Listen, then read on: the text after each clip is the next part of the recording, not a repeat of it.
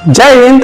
जब भी हम अपने देश भारत के इतिहास की बात करते हैं तो स्वतंत्रता संग्राम सेनानियों की बात जरूर करते हैं। उनका क्या क्या योगदान है, उनके योगदानों की चर्चाएं भी करते हैं। भारतीय स्वतंत्रता संग्राम में दो तरह के सेनानी हुआ करते थे।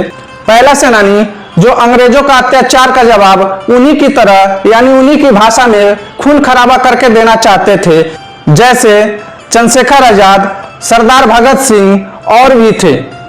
दूसरा सेनानी जो अंग्रेजों का अत्याचारों का जवाब खून खराबा न करके बल्कि शांति, सत्य और अहिंसा के राह पर चलकर भारत को आजादी दिलाना चाहते थे, उनमें सबसे प्रमुख नाम आता है महात्मा गांधी जी का। इसी शांति, सत्य और अहिंसा के रवैये के कारण लोग इन्हें महात्मा कहने लगे। तो आइए जानते हैं इस वीडियो में इस महात्मा के बारे में। महात्मा गांधी जी का जन्म 2 अक्टूबर 1869 ईस्वी को गुजरात राज्य के पोरबंदर गांव में हुआ। महात्मा गांधी जी के पिता श्री करमचंद गांधी जी पोरबंदर के दीवान थे। उनकी माता पुतलीबाई एक धार्मिक महिला थी। गांधी जी के जीवन में उनके माता का बहुत बड़ा योगदान है। महात्मा गांधी जी का विवाह 13 साल की उम्र में कस्तूरबा गांधी से हो गया, जबकि कस्तूरबा गांधी महात्मा गांधी जी से 1 साल बड़ी थी। गांधी जी के 4 बेटे थे। पहला हीरालाल, दूसरा मनीलाल, तीसरा रामदास और चौथा देवदास। नवंबर 1887 में उन्होंने 10वीं की परीक्षा पास कर लिए और जनवरी 1888 ईस्वी में उन्हें भावनगर के श्यामल दास कॉलेज में एडमिशन करा लिए। वहां से डिग्री हासिल किए। उसके बाद वो लंदन चले गए और वहां से बैरिस्टर बन के लौटे। 1894 ईस्वी में किसी कानूनी विवाद के संबंध में गांधी जी दक्षिण अफ्रीका गए और वहां उन्होंने अन्याय के खिलाफ अवज्ञा आंदोलन चलाया। इसके पूर्ण होने के बाद 1916 ईस्वी में वो दक्षिण अफ्रीका से भारत वापस लौटे। फिर वो हमारे देश को आजादी दिलाने के लिए उन्होंने अपना कदम उठाना शुरू किए। 1920 में कांग्रेस नेता बाल गंगाधर तिलक की मृत्यु के बाद गांधी जी ही कांग्रेस के मार्गदर्शक बने। प्रथम विश्व युद्ध 1914 ईस्वी से 1919 ईस्वी के बीच हुआ। उसमें गांधी जी ने ब्रिटिश सरकार को इस शर्त पे पूर्ण सहयोग दिए कि इसके बाद वो भारत को आजाद कर देंगे, लेकिन अंग्रेजों ने ऐसा नहीं किया। फिर गांधी जी ने देश की आजादी दिलाने के लिए बहुत सारे आंदोलन चलाए, जैसे 1920 में असहयोग आंदोलन, 1930 में अवज्ञा आंदोलन, 1942 ईस्वी में भारत छोड़ो आंदोलन चलाए। वैसे गांधी जी का संपूर्ण जीवन एक आंदोलन की तरह ही रहा। वो अपने जीवन में मुख्य 5 आंदोलन चलाए, जिसमें 3 आंदोलन पूरे देश में चलाए गए और वो बहुत सफल हुए। 1918 में गांधी जी द्वारा चंपारण सत्याग्रह आंदोलन की शुरुआत की गई। इसमें वे सफल रहे। चंपारण सत्याग्रह आंदोलन ब्रिटिश लैंडलॉर्ड के खिलाफ चलाया गया। ब्रिटिश लैंडलॉर्ड द्वारा भारतीय किसानों को नील की खेती करने के लिए जोर डाला जा रहा था और एक निश्चित दाम पे बेचने के लिए भी मजबूर किया जा रहा था, लेकिन भारतीय किसानों ऐसा नहीं चाहते थे। तब भारतीय किसानों ने गांधी जी से मदद लिए और इस पर गांधी जी ने अहिंसात्मक आंदोलन चलाया और इस आंदोलन में वे सफल रहे और अंग्रेजों को उनकी बात माननी पड़ी। इसी वर्ष 1918 ईस्वी में खेरा नामक गांव में बाढ़ आ गया, जो गुजरात में स्थित है। वहां के किसान ब्रिटिश सरकार द्वारा लगाए जाने वाले टैक्स भरने में असक्षम हो गए थे। तब वहां के किसानों ने महात्मा गांधी जी से मदद ली और गांधी जी ने असहयोग नामक हथियार का प्रयोग किए और किसानों को टैक्स की छूट दिलाने के लिए आंदोलन चलाए। इस आंदोलन में गांधी जी को जनता को बहुत समर्थन मिला और आखिरकार मई 1918 में ब्रिटिश सरकार को अपने टैक्स संबंधित नियमों में किसानों को राहत देने की घोषणा करनी पड़ी। 1919 ईस्वी में गांधी जी को इस बात का एहसास हो गया था कि कांग्रेस कहीं ना कहीं कमजोर पड़ रहा है। तब उन्होंने हिंदू मुस्लिम एकता के द्वारा ब्रिटिश सरकार को बाहर निकालने की प्रयास शुरू किए। इस उद्देश्यों को पूर्ति के लिए वो मुस्लिम समाज के पास गए। खिलाफत आंदोलन मुस्लिमों के कालिफ के खिलाफ चलाया गया था। महात्मा गांधी जी ने संपूर्ण राष्ट्र को Muslim conference, all India Muslim conference रखी और खुद इस कॉन्फ्रेंस के प्रमुख व्यक्ति भी थे। इस आंदोलन ने मुस्लिम को बहुत सपोर्ट किया और इन्हीं प्रयासों ने गांधी जी को राष्ट्रीय नेता बना दिया और कांग्रेस में उनकी खास जगह बन गई। लेकिन 1922 ईस्वी में खिलाफत आंदोलन बुरी तरह से बंद हो गया। उसके बाद गांधी जी ने संपूर्ण जीवन में हिंदू मुस्लिम एकता के लिए लड़ते रहे, लेकिन हिंदू मुस्लिम के बीच दूरियां बढ़ती गई। विभिन्न आंदोलन से निपटने के लिए 1919 ईस्वी में ब्रिटिश सरकार ने रोल्ट एक्ट पारित किया। इसी दौरान गांधी जी द्वारा कुछ सभाएं भी आयोजित किया गया और उन्हीं सभाएं की तरह अन्य स्थानों पे भी सभाओं का आयोजन किया गया। इसी प्रकार एक सभा पंजाब के अमृतसर में जालियांवाला बाग में बुलाया गया था और वहां इस शांति सभा को अंग्रेजों ने जिस बेरहमी के साथ रौंदा था, उसके विरोध में गांधी जी ने 1920 में असहयोग आंदोलन शुरू किए। इस असहयोग आंदोलन का अर्थ था कि भारतीय के द्वारा ब्रिटिश सरकार की किसी प्रकार की सहायता न की जाए, लेकिन इसमें किसी तरह की हिंसा न हो। सितंबर 1920 से फरवरी 1922 ईस्वी तक चला। गांधी जी द्वारा चलाए गए 3 प्रमुख आंदोलन में ये पहला आंदोलन था। इस आंदोलन को शुरू करने के पीछे महात्मा गांधी जी की यह सोच था कि भारत में ब्रिटिश सरकार केवल इसलिए राज कर पा रही है क्योंकि उन्हें भारतीय लोगों द्वारा सपोर्ट किया जा रहा है। अगर उन्हें यह सपोर्ट मिलना बंद हो जाए तो ब्रिटिश सरकार के लिए भारतीयों पर राज कर पाना मुश्किल है। इसलिए गांधी जी ने लोगों से अपील की वे ब्रिटिश सरकार को किसी काम का सहयोग न करे, लेकिन इसमें किसी प्रकार का हिंसात्मक गतिविधि शामिल में न हो। लोगों को गांधी जी की बात समझ में आया और बहुत से लोगों ने राष्ट्रव्यापी स्तर पर आंदोलन से जुड़े और ब्रिटिश सरकार को सहयोग करना बंद कर दिया।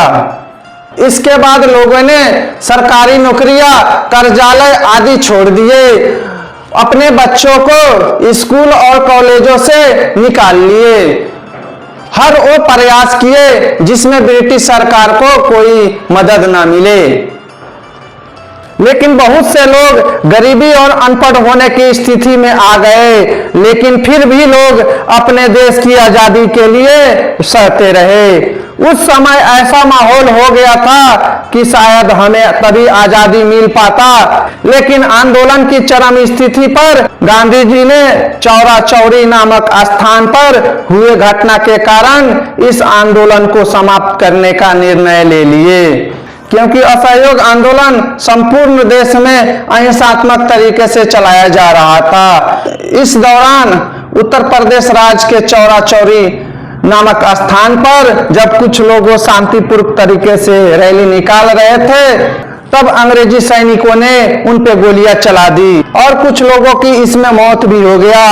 तब इस गुस्से भरी भीड़ ने पुलिस स्टेशन में आग लगा दिया और वहां पे उपस्थित 22 सैनिकों को भी हत्या कर दिया। तब गांधी जी का कहना था कि संपूर्ण आंदोलन में किसी प्रकार का हिंसात्मक गतिविधि को नहीं करना था। शायद अभी हम लोग आजादी पाने के लायक नहीं हुए हैं और हिंसात्मक गतिविधि होने के कारण उन्होंने इस आंदोलन को वापस लेने का निर्णय ले लिए। 1930 ईस्वी में महात्मा गांधी जी ने अंग्रेजों के खिलाफ एक और आंदोलन की शुरुआत किए। उस आंदोलन का नाम सविनय अवज्ञा आंदोलन था। इस आंदोलन का मुख्य उद्देश्य यह था कि ब्रिटिश सरकार द्वारा जो नियम कानून बनाए जाए उन्हें नहीं मानना और उनकी अवहेलना करना। जैसे ब्रिटिश सरकार ने एक कानून बनाया था कि कोई भी नमक नहीं बनाएगा। 12 मार्च 1930 को इस कानून को तोड़ने के लिए अपनी डांडी यात्रा शुरू किए।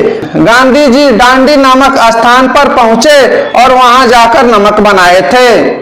इस प्रकार यह आंदोलन भी शांतिपूर्ण ढंग से चलाया गया। इस दौरान कई नेता ब्रिटिश सरकार द्वारा गिरफ्तार किया गया। गांधी जी द्वारा नमक सत्याग्रह की शुरुआत 12 मार्च 1930 को गुजरात के अहमदाबाद शहर के पास स्थित साबरमती आश्रम से किए और यह यात्रा 5 अप्रैल 1930 ईस्वी तक गुजरात में ही स्थित दांडी नामक स्थान तक चला और पहुंचकर गांधी जी ने नमक बनाया और यह कानून तोड़ा। इस प्रकार से सविनय अवज्ञा आंदोलन की शुरुआत हुई। महात्मा गांधी जी ने दांडी यात्रा 24 दिनों में पूरा किए। इस दौरान उन्हें साबरमती से दांडी तक लगभग 390 किलोमीटर की दूरी तय किए और उन्होंने बिना टैक्स का भुगतान किए नमक बनाए। यहाँ 5 अप्रैल 1930 को पहुंचे और इसी दिन सुबह 6:30 बजे उन्होंने नमक बनाकर ब्रिटिश सरकार के खिलाफ अहिंसात्मक सविनय अवज्ञा आंदोलन की शुरुआत किए और हजारों भारतीयों ने मिलकर इसे सफल बनाए। उन्होंने धरसाना नामक स्थान पर यह कानून तोड़ा। तभी 4-5 मई 1930 अर्धरात्रि को गांधी जी को गिरफ्तार कर लिया गया। उनका गिरफ्तारी और इस सत्याग्रह ने पूरे विश्व का ध्यान भारत की स्वतंत्रता संग्राम की ओर खींचा। यह सत्याग्रह पूरे साल तक चला और गांधी जी की रिहाई के साथ ही खत्म हुआ, क्योंकि द्वितीय गोलमेज के समय वायसराय लॉर्ड इरविन निगोशिएशन के लिए राजी हो गए थे। इस नमक सत्याग्रह के कारण लगभग 80,000 लोगों को गिरफ्तार किया गया था। गांधी जी द्वारा चलाया गया यह नमक सत्याग्रह उनके अहिंसात्मक विरोध के सिद्धांत पर आधारित था। इसका शाब्दिक अर्थ यह है सत्य का आग्रह यानी सत्याग्रह। कांग्रेस ने भारत को आजादी दिलाने के लिए सत्याग्रह को अपना हथियार बनाया और उसके बाद गांधी जी को प्रमुख नियुक्त किए।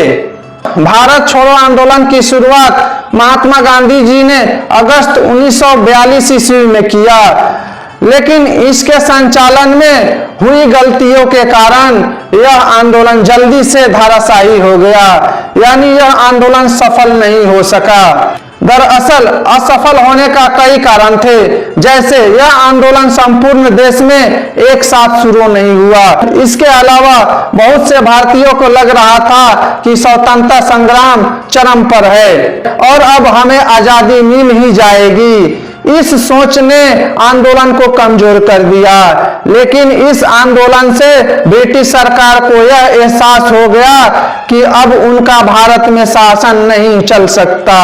उन्हें आज नहीं तो कल भारत छोड़ के जाना ही होगा। गांधी जी एक महान नेता थे, लेकिन वे अपने सामाजिक जीवन में सादा जीवन उच्च विचार के मानने वाले व्यक्ति में से एक थे।